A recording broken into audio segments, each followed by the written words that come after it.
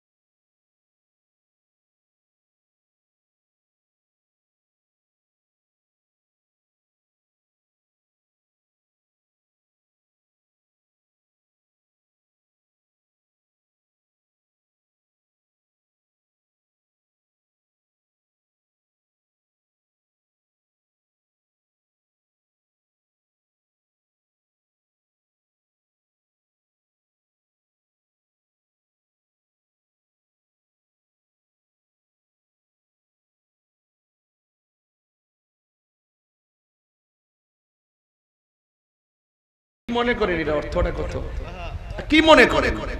নাজাতের জন্য এটি যথেষ্ট, কথা কোন ঠিক কিনা?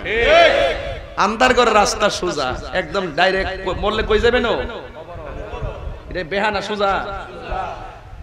গারে লইয়া ফারের বোঝা, ওই আখেরাতের বোঝাটা কান্দে লইয়া খাড়ল হয়ে গেছে গিয়া।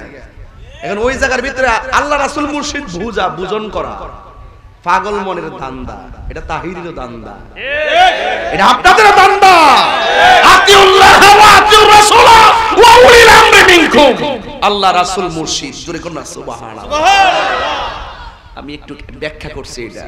ওই যে মার কাজ করছে, গই বানাই দিছে, আরে কি, আল্লাহ তার জান্নাতবাসী করুক, আমিন কোন। আল্লাহ তার ত্রুটি মার্জনা করে আল্লাহ তাকে জান্নাতবাসী করুক, আমিন কোন। দোয়া করবেন, ভাই সে তো মানুষই না, ঠিক কি না বলেন? আর মানুষ কাকে বলে? ঈমানের সাথে একতা, শৃঙ্খলা, ভালোবাসা, ভ্রাতৃত্ব, মনুষ্যত্ববোধ জাগিয়ে তোলার মাধ্যমে মনের মানসিকতাকে যিনি নূর করতে সক্ষম তাকে মানুষ বলে। আর মনের মানসিকতাকে যদি আপনি নূর করতে চান তাহলে আপনাকে যেতে হবে আল্লাহর ওলিদের দরবারে। মদিমালের দোকানে গেলে মদিমাল পাওয়া যায়, ওলি আল্লাহর দরবারে গেলে আল্লাহ পাওয়া যায়, ঠিক না? ঠিক কিনা বলেন? এটা একটা হলো দুনিয়ার ব্যবসা, দৈনন্দিন জীবনের ব্যবসা, আর একটা হলো আখিরাতের ব্যবসা। আমরা নবী চাই কি চাই না? আরো জোরে চাই কি চাই না? এই জন্য আমার যুবক ভাইয়েরা আল্লাহ বলছেন, কই থেকে ওয়াজ কই গেলাম না, লাকড়ি থেকে গেছে কি নাকি? ওয়াকুদুহান নাসু ওয়াল হিজারা উইদ্দাত লিল কাফিরিন।